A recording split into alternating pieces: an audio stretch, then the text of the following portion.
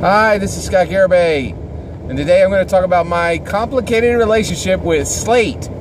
So Slate is an online multimedia platform. They started out, they were created by Microsoft as an online magazine, and my introduction to Slate was through their podcasts, and that is primarily the way that I interact with them today. They do a lot of content through podcasts, and they do a lot of content, a lot of written content. So they're great. I'm a huge fan of Slate, and basically they started out with what their podcast Slate, no pun intended, for Slate magazine. You know, they were originally Slate magazine. Now they just go by Slate, but they started out with the Slate Political Gab Fest, and it was three people. Emily, David, and John, who all started on this podcast and talked about politics once a week, and it is the best podcast I have ever listened to by far.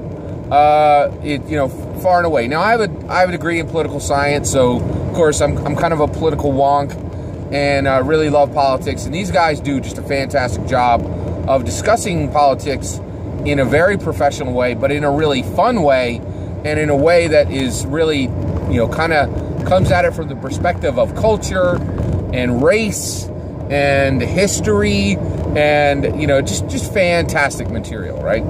So why is my relationship with them complicated? Well, Slate is incredibly liberal, and they are extremely intellectual. What are their primary influences? They are incredibly liberal, incredibly intellectual, heavily influenced by New York, right? And so basically, I think those are all extremely strong influences, right? So and so basically, I am an intellectual. So on that, and actually, that's one of the main things I really like about them. Is, I have 2 degrees, I have a bachelor's and a master's, and one of the things I absolutely love about their podcasts, and they have a huge range of podcasts now that cover politics and parenting and finance and culture and even race. They have one on race. They have one just for women, and they have one for sports. I listen to every single podcast they do, except 2, right? They have movie things. I don't listen to their sports. I tried. They really come at sports from an unusual angle. I am extremely anti-sports, just not a fan. Really feel that overall sports don't do more harm than good overall. I know that's very debatable, but it's just my opinion. Just not a fan of sports. So I watch this range of everything they cover. But I am absolutely an intellectual. I am not a liberal, right? When I graduated from high school in 1988, I ended my speech to my entire class by saying, "Vote Republican," right? And I've been a registered Republican every day of my life until Obama came along. I voted for Obama twice. And the reason I did it was I've been a registered Republican every day of my life. I voted for Obama twice. The reason I did it was I truly believe if I had been born in the 1860s, or if I had been around in the 1860s, 1870s, 1880s, I would have been an abolitionist, right? Would have been 100% against slavery. I believe in my heart that I would have helped with the Underground Railroad, and there was no way I was going to let the first black president come along that any candidate had ever really put forward that had a chance of winning, and not give up my opportunity to change history and to tell every black, Asian, Hispanic kid in America, when your mom says you can be president, that can be real, right? It was just too big. It was historical, and I broke with my Republicanism to vote for him. So I am extremely non-liberal. I really feel I'm conservative, right? So, so I'm not intellectual. and I'm not liberal. I do love New York, right? But these guys are super, super liberal. And also, I have to say this too. They are extremely secularist. So not a single person who has ever been on the culture, on the Gab, on Slate has been a staunch Christian. I wouldn't say, I think it'd be hard pressed to find anybody who was staunch in any religion, right?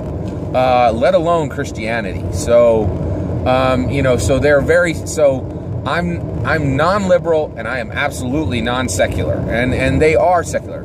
So why do I listen to them so much? Well, one, they say all the wrong things, like the vast majority. So when they are talking about culture and art, I think they're dead on. They are dead on. Like, they predict cool stuff that everybody's going to love. Like, they were talking about, Downton Abbey 2 years before anybody even knew what it was. You know what I mean? And all kinds of different things. Like, they say, hey, this is cool. And it is. It becomes cool. And the rest of culture comes along and discovers the things that they're talking about eons before anybody else, So on culture and art, they're dead on. On politics, they are about 98% wrong. On life, they're about 98% wrong. On religion, they're about 99% wrong, if not 100% wrong. So I believe that a huge swath of the things they say, I believe are wrong, right? So why do I listen to them all the time? I listen to almost I would say I would listen to 95% of the podcasts they produce, and they produce no less than 6 or 7 different shows each week, right? Maybe up around 15 some weeks, and so a lot of podcast listening, right? And the reason why I listen to them is they are absolutely entertaining, and there's also there's a sense of them, knowing, like, crying BS on themselves, right? When they know they're doing something silly or saying something silly, or they're really out there, they'll say, hey, this is a crazy idea I have. And they'll also, they're willing to say when they are wrong. And that's one thing. I don't like to listen to conservative podcasts because, one, I agree with them all the time. And to me, that's an echo chamber. And I'm not super into that. And in addition to that, I think, that's one thing that we do lack on the conservative side. You want to project confidence, and a lot of times it does frustrate me how little confidence the people on on Slate project, but they also are just willing. They're kind of open-minded, right? And the biggest thing too is I think Slate is a huge kind of metaphor for me in college, right? So my parents told me, hey, go to college and learn, right? And so I did. I went to college. And, so I just went to college, and I learned, and I got my degree. And that's what my parents told me to do, right? But 60 credits of 120 credits in college is liberal arts, right? Now, I am a conservative, and vast majority of liberals would believe that half the things I believe are utterly repugnant, right? But my parents, because I picked up some liberal ideas when I was in college, it was really a yay boo for them when I came out of college, because I feel like they were like, well, that was great that you got a degree. We wish you had left, some of these liberal ideas back there. And it was, and to this day, that's been really disappointing to me, where I achieved a goal that I never set for myself. Like, my parents were always like, it was a given. You go to college, and I feel like that was projected from them very early on. And they were 100% right in that, like, I make probably triple or quadruple, maybe 5 times as much as I would make now if I didn't have a degree. But I can always sense this sense of disappointment that, that when I took liberal arts, I got some liberal ideas. And so that is one of the things that's really quite fascinating to me with the whole issue of Slate is they do not apologize for using 50-cent words. They are collegiate, and it reminds me of my days in college. And so I disagree with 90% of the things that Slate magazine says, and yet I don't miss a single episode. It's crazy, right? So I have a very complicated relationship with Slate. I absolutely love their content. If you have any interest in politics, you have to listen to the Slate Political Gabfest.